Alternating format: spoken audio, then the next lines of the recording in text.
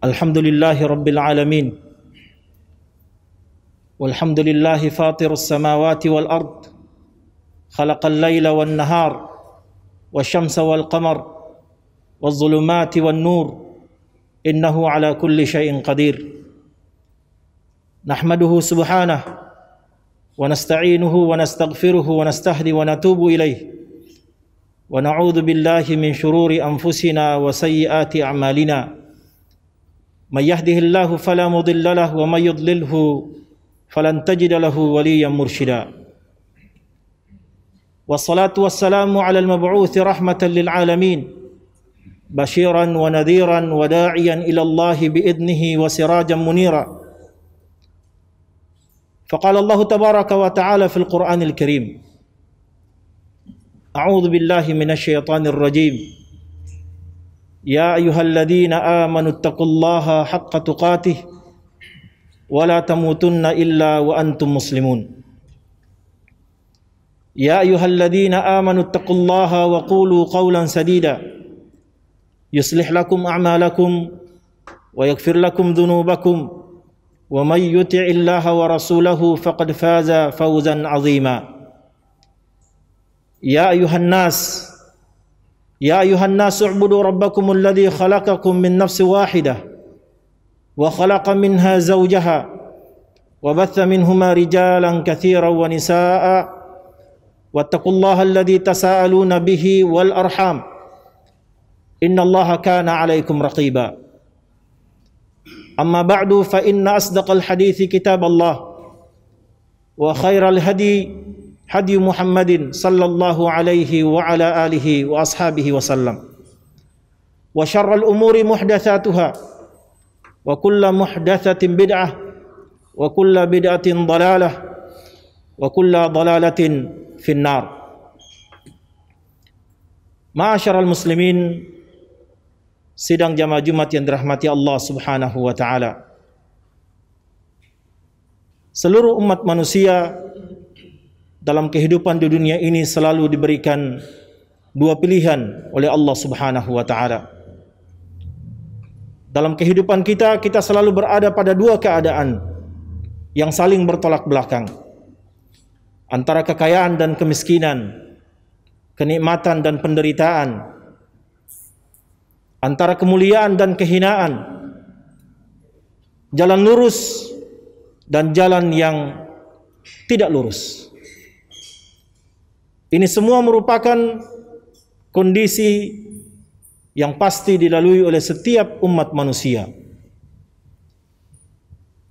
Inilah yang dikatakan di dalam bahasa Al-Quran dengan istilah al-ibtila atau ujian, bahwa segala apa yang dialami oleh seluruh umat manusia, siapapun dia, bagaimanapun derajat sosialnya, bagaimanapun tinggi pangkat dan jabatannya, dia selalu berada dalam kondisi ujian di sisi Allah Subhanahu wa taala. Karena untuk itulah Allah Subhanahu wa taala menciptakan kematian dan kehidupan. Di dalam Al-Qur'an Allah berfirman, "Alladzi khalaqal mauta wal hayata liyabluwakum ayyukum ahsanu amala." Dan dialah Allah Subhanahu wa taala yang menciptakan kematian dan kehidupan liyabluwakum, agar dia dapat menguji kalian, ayyukum ahsanu amala, siapa di antara kalian yang paling terbaik amalannya. Maka penciptaan umat manusia secara umum ada dua tujuan. Yang pertama adalah untuk beribadah, atau disebutkan oleh para ulama dengan tahqiq al-ubudiyah, mempertegas bahwa hanya Allah Subhanahu wa taala yang disembah di atas permukaan bumi ini. Sebagaimana dia berfirman di dalam Al-Qur'an surat Ad-Dariyat, "Wa ma khalaqtul jinna wal insa illa liya'budun." Dan fungsi yang kedua adalah menjalankan ujian di sisi Allah Subhanahu wa taala. Tetapi hadirin sekalian, apakah Allah ketika akan menguji hambanya membiarkan hamba tersebut berjalan di atas hamparan bumi tanpa modal? Ternyata tidak. Allah memberikan bekal kepada kita untuk menempuh ujian-ujian kehidupan tersebut. Penglihatan dan pendengaran yang Allah berikan adalah merupakan bagian dari modal yang kita dapatkan dari Allah Subhanahu wa taala. Allah memberikan akal fikiran untuk berfikir, hati sanubari untuk bisa membedakan antara mana yang hak dan mana yang batil. Itu juga merupakan modal dari Allah Subhanahu wa taala. Allah menurunkan para rasul dan mengirim bersama para rasul tersebut kitab-kitab sebagai panduan kehidupan umat manusia. Itu juga merupakan modal dari Allah Subhanahu wa taala kepada setiap hamba dalam menempuh ujian di jalan Allah Subhanahu wa taala. Allah berfirman, "Inna khalaqnal insana min nutfatin amsyaj." Dan sesungguhnya telah kami ciptakan manusia dari zat yang terpancar. Untuk apa jamaah sekalian? Nabtalihi, agar kami menguji mereka. Faja'alnahu sami'an basira. Maka kami jadikan manusia tersebut memiliki pendengaran dan penglihatan. Pendengaran dan penglihatan ini kita fungsikan untuk dapat membaca dan melihat ayat-ayat Allah Subhanahu wa taala.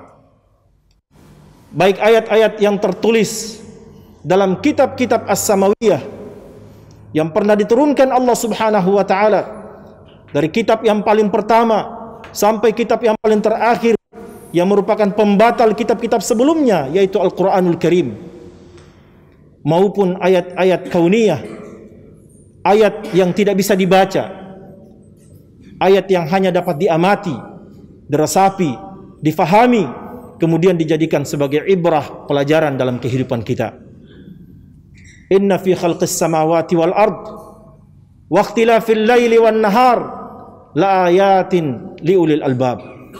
Sesungguhnya dalam penciptaan bumi dan langit, silih bergantian siang dan malam, adalah merupakan ayat-ayat Allah Subhanahu wa taala bagi orang-orang yang berfikir.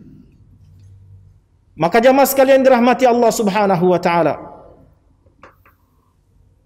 modal pendengaran dan penglihatan yang Allah berikan kepada kita harus kita jadikan sebagai sarana, sebagai modal yang besar bagi kita untuk mampu melihat, membaca, mengamati ayat-ayat Allah Subhanahu wa taala, baik yang tertulis sebagai ayat syar'iyah di dalam Al-Quran dan Sunnah Rasulullah sallallahu alaihi wasallam yang tidak ada keraguan di dalamnya bagi orang-orang yang bertakwa, maupun yang dapat kita lihat dalam kejadian-kejadian alam semesta, baik musibah maupun bencana, kenikmatan maupun kesengsaraan Allah berikan kepada kita, semuanya merupakan tanda-tanda kebesaran Allah bagi orang-orang yang berfikir, bagi orang-orang yang beriman kepada Allah Subhanahu wa taala.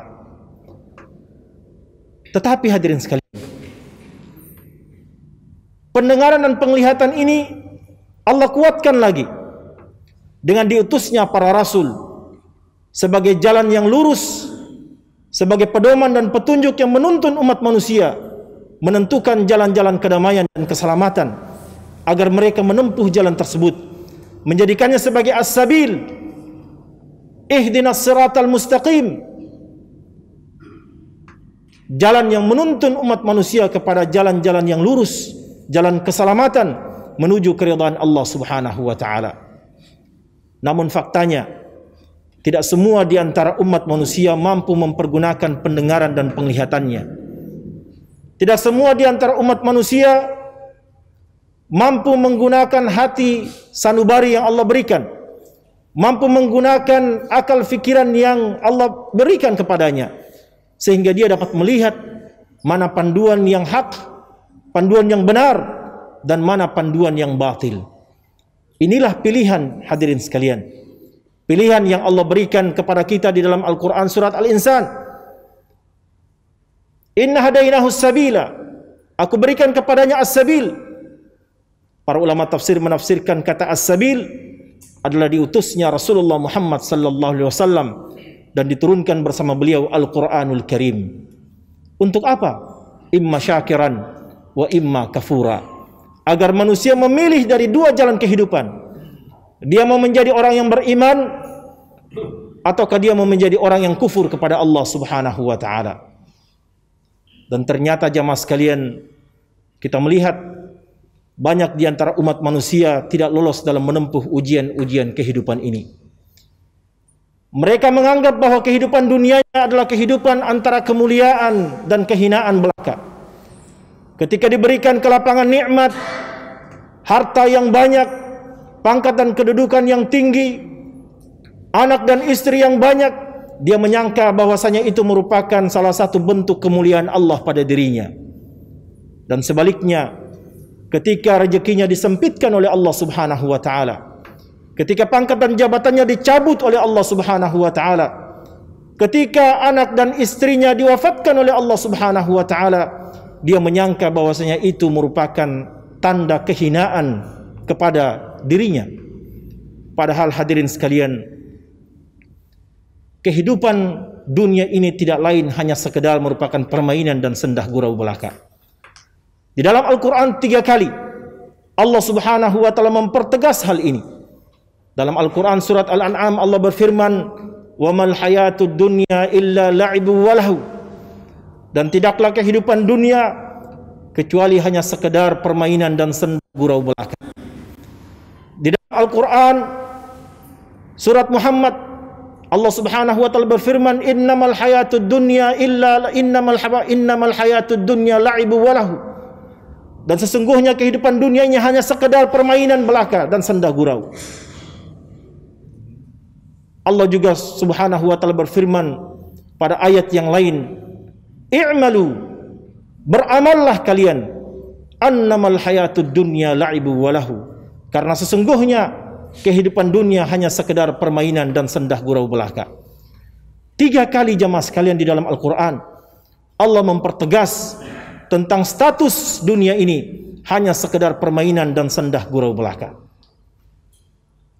Maka apa yang kita sebutkan tadi bukanlah merupakan standar kemuliaan dan kehinaan seseorang. Ketika pangkatnya tinggi, itu bukanlah menandakan bahwasanya dia adalah orang yang mulia. Demikian pula ketika dia memiliki harta yang banyak, generasi yang banyak, itu juga bukan merupakan tanda kemuliaan dirinya. Dan sebaliknya, ketika nikmat-nikmat yang dicabut oleh Allah Subhanahu wa taala, itu juga bukan merupakan tanda kehinaan bagi dirinya. Maka di dalam Al-Quran surat Al-Fajr Allah Subhanahu wa taala mempertegas hal itu.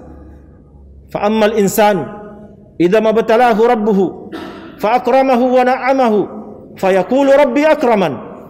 Sebagian manusia ketika diberikan nikmat yang banyak, dilapangkan rezekinya, maka dia akan berkata, sesungguhnya Tuhanku telah memuliakan diriku.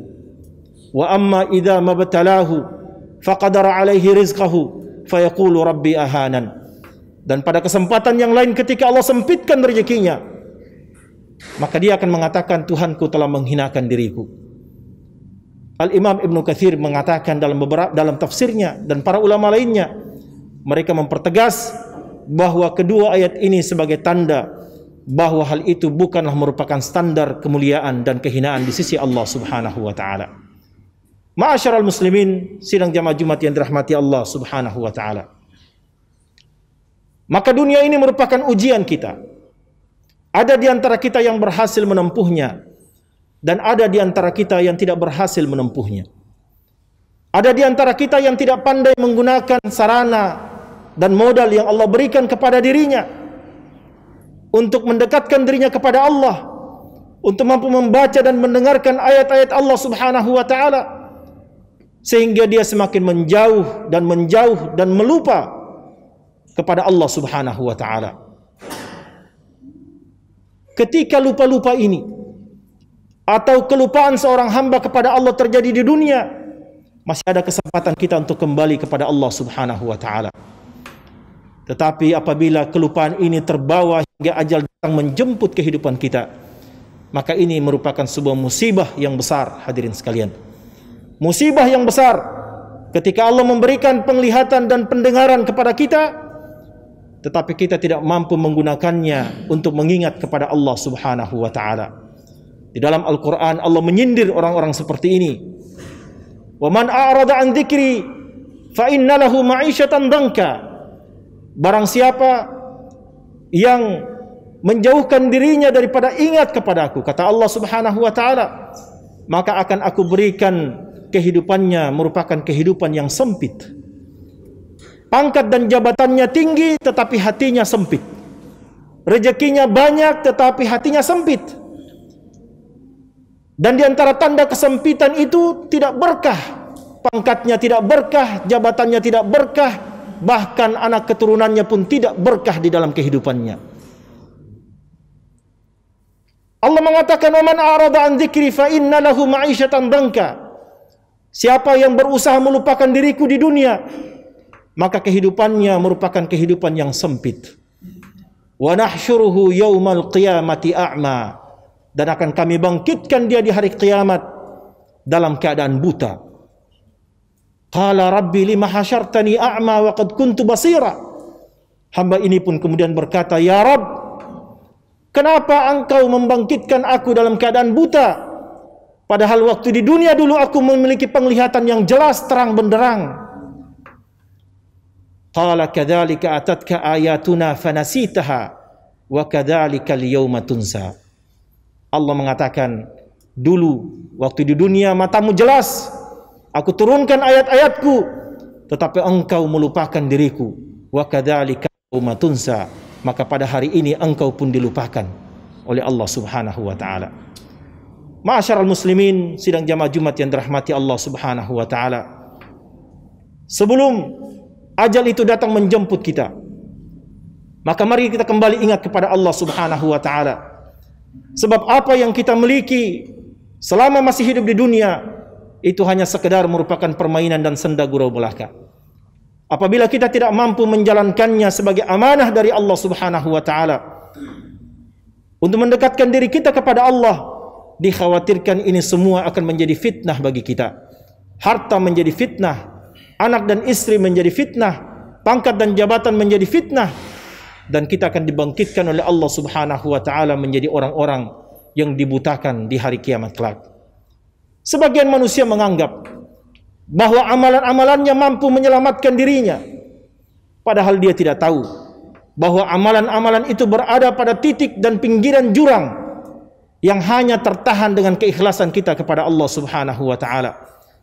Apabila keikhlasan yang setipis ini lepas, maka amalan ini akan jatuh tiada berarti di hadapan Allah Subhanahu wa taala, kecuali rahmat Allah Subhanahu wa taala yang kemudian akan menyelamatkan hamba-hambanya dengan amalan-amalan yang kita miliki. Dan kemudian jamaah sekalian, sebagai penutup, kita sebagai hamba yang beriman kepada Allah Subhanahu wa taala, maka jadikanlah Allah berada di hadapan kita sebagai penuntun dalam kehidupan kita, agar supaya kita mampu menjalankan amanah kita sebagai khalifatullah, amanah yang Allah titipkan ketika kita masih berada dalam kondisi janin dalam perut ibunda kita. Ada amanah yang Allah berikan kepada kita yang tidak sanggup dipikul oleh hamba-hamba yang lainnya, tidak sanggup dipikul oleh gunung, tidak sanggup dipikul oleh bumi, langit dan lain sebagainya. Tetapi amanah itu Allah berikan kepada kita sebagai manusia. Ingatlah itu jemaah sekalian, sebagai modal bagi kita untuk mendekatkan diri kita kepada Allah Subhanahu wa taala. Jadikan Allah berada di hadapan kita agar supaya dapat menuntun ketaatan kita menuju kepadanya, menuntun jalan-jalan kita kepadanya. Dan untuk itu ada 4 hal sebagai penutup dalam kesempatan ini yang harus kita lakukan sebagai seorang hamba untuk menjaga diri kita. Yang pertama adalah al-musyaratah, komitmen diri. Setiap kita harus berkomitmen bahwa kita hidup di atas ajaran Islam, dan semoga Allah mewafatkan kita juga di atas al-Islam. Yang kedua adalah al-muraqabah. Kita harus senantiasa yakin bahwa Allah melihat kita dalam setiap amalan dan perbuatan kita, baik yang nampak maupun yang tersembunyi, baik amalan ibadah yang biasa sampai amalan yang paling mendalam dan tertinggi dalam agama kita. Allah selalu melihat kita. Al-muraqabah. Yang ketiga jamaah sekalian, al-muhasabah, introspeksi diri kita. Apa yang akan kita persembahkan kepada Allah Subhanahu wa taala sebagai bagian untuk menyelamatkan diri kita di hadapan persidangan Allah Subhanahu wa taala. Dan yang terakhir, al-mujahadah, bersungguh-sungguh untuk menuju kepada ketaatan kepada Allah Subhanahu wa taala dan bersungguh-sungguh untuk menjauhkan diri kita dari jalan-jalan kehancuran di sisi Allah Subhanahu wa taala. Aqulu qawli hadza wa astaghfirullah li wa lakum wa lisairil muslimin wal muslimat fastaghfiruhu innahu huwas samiul alim. Alhamdulillahi rabbil alamin walhamdulillahi ala ihsanihi wa syukru lahu ala taufiqihi wa amtinanihi wa asyhadu an la ilaha illallah wahdahu la syarika lah ta'dhiman wa jalla li sya'nihi wa asyhadu anna Muhammadan abduhu wa rasuluh ad-da'i ila ridwanihi wa ala alihi wa ashabihi wa ikhwanihi. Faqala Allah tabaraka wa ta'ala fil Qur'anil Karim, a'udzu billahi minasy syaithanir rajim. Ya ayyuhalladzina amanu taqullaha haqqa tuqatih wa la tamutunna illa wa antum muslimun. Wa qala inna Allaha wa malaikatahu yusalluna 'alan nabi. Ya ayyuhalladzina amanu sallu 'alaihi wa sallimu taslima. Allahumma salli 'ala Muhammad wa 'ala ali Muhammad kama sallaita 'ala Ibrahim wa 'ala ali Ibrahim innaka Hamidum Majid. Wa barik 'ala Muhammad wa 'ala ali Muhammad kama barakta 'ala Ibrahim wa 'ala ali Ibrahim innaka Hamidum Majid. Allahumma ighfir lil muslimina wal muslimat wal mu'minina wal mu'minat al ahya'i minhum wal amwat innaka sami'un qaribun mujibud da'wat wa yaqadiyal hajati birahmatika ya arhamar rahimin. Allahumma arinal haqqa haqqan warzuqna ittiba'ah wa arinal batila batilan warzuqna ijtinabah. Rabbana la tuzigh qulubana ba'da idh hadaitana wa hab lana min ladunka rahmah innaka antal wahhab. Rabbana zalamna anfusana wa illam taghfir lana wa tarhamna lanakunanna minal khasirin. Rabbana hab lana min azwajina wa dhurriyyatina qurrata a'yun waj'alna lil muttaqina imama. Rabbana taqabbal minna innaka antas samiul alim wa tub 'alaina innaka antat tawwabur rahim waghfir lana innaka antal ghafurur rahim. Rabbana atina fid dunya hasanah wa fil akhirati hasanah wa qina 'adzaban nar. Subhana rabbika rabbil izzati amma yasifun wa salamun 'alal mursalin walhamdulillahi rabbil alamin wa qum ila salatikum rahimakumullah.